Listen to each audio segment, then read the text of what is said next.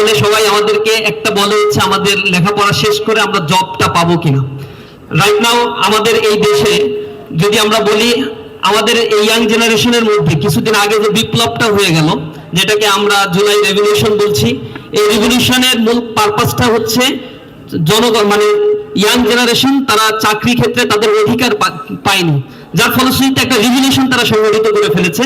কিন্তু আমরা বর্তমান সময়েও এই স্ট্র্যাটেজিক্যাল জায়গা থেকে গভর্নমেন্টকে খুব বেশি ইমপ্রুভমেন্টের দিকে আমরা নিতে পারি নাই বা দেখিনি, এবং পূর্বে এটা হয়নি কারণ একটা হিজিমনি এখানে আমাদের ছিল, আধিপত্যবাদের একটা থাবা আমাদেরকে এই ডেভেলপমেন্ট জিওপলিটিক্যাল দিক থেকে ডেভেলপমেন্টটা করতে দেয়নি। আমাদের বাংলাদেশে যদি এই প্রবলেমটা নিয়ে আমরা কথা বলি তাহলে আপনারা দেখবেন যে আমাদের এখানে ফ্রিকশনাল আনএমপ্লয়মেন্ট আছে, আন্ডার আনএমপ্লয়মেন্ট আছে, এরপরে ডিসগাইজ আনএমপ্লয়েডের সংখ্যা আছে, কমন আনএমপ্লয়েডের সংখ্যা, এটা মেজারমেন্টের বাইরে আমাদের বাংলাদেশ। কিন্তু পিওর আনএমপ্লয়েডের সংখ্যা যেটা গভর্নমেন্ট হিসাব বলে সেটা হচ্ছে মোর দ্যান 3 মিলিয়ন। তো 3 মিলিয়ন এইটা মিটিগেট করার আসলে উপায়টা কি? এই ব্যাপারগুলো নিয়ে বিগত গভর্নমেন্টও ডেভেলপমেন্ট ওয়ার্ক করেছে, কিন্তু সাস্টেনেবল ডেভেলপমেন্ট তারা করেনি। এই জায়গায় জামাত ইসলামী খুব বেশি এমফাসাইজ দিচ্ছে, এবং জব মার্কেটে প্রতি বছরই আনএমপ্লয়েডের সংখ্যা 2 লাখ মানে 2 লাখ অ্যাড হচ্ছে, এবং এই অ্যাডিশনটা ডে বাই ডে ইনক্রিজ হচ্ছে, যা আমার সোসাইটির জন্য একটা বিশাল বার্ডেন ক্রিয়েট করছে। এই বার্ডেনটা মিটিগেট করার জন্য উপায়টা কি? 2006 সাল থেকে আমার দেশে ডেমোগ্রাফিক ডিভিডেন্ড চলছে, কিন্তু এই ডেমোগ্রাফিক ডিভিডেন্ডকে ক্রাশ করে যেভাবে ওয়েস্টার্ন সোসাইটি অথবা আমার পার্শ্ববর্তী চায়না ডেভেলপমেন্ট করেছে, তারা ইকোনমিক পলিসি রিফরমেশন করেছে 1978 থেকে। এর আগে তার ইকোনমিটা ছিল বাংলাদেশের ইকোনমির চাইতেও ভালনারেবল সিচুয়েশন, কিছু কিছু প্রভিন্সের তার চাইতেও খারাপ অবস্থা ছিল।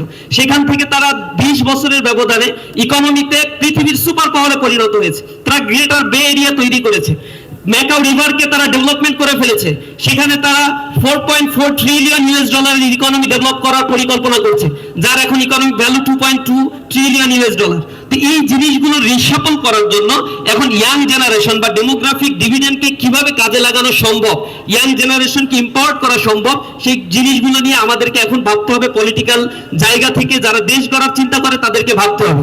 আমার আজকের এই প্রেজেন্টেশন বা সামগ্রিক বিষয়গুলো নিয়ে জামাত ইসলামী যেই কনসার্নটা দিচ্ছে ইয়াং জেনারেশনের প্রতি, এবং জিওগ্রাফিক্যাল কারণে আমাদের দীর্ঘ সময় ধরেই আমার এডুকেশন সিস্টেম এবং আমার পাশাপাশি ইয়ুথ এম্পাওয়ারমেন্টের জায়গাগুলোতে অনেক বেশি বাধা সৃষ্টি করা হয়েছিল। যেহেতু জামাত ইসলামী কোনো আধিপত্যবাদের বিষয়গুলোকে টলারেট করে না, তার ম্যান পাওয়ারকে সে এম্পাওয়ার করতে চায়, দেশের ডেভেলপমেন্ট নিয়ে সে কাজ করে, কথা বলে।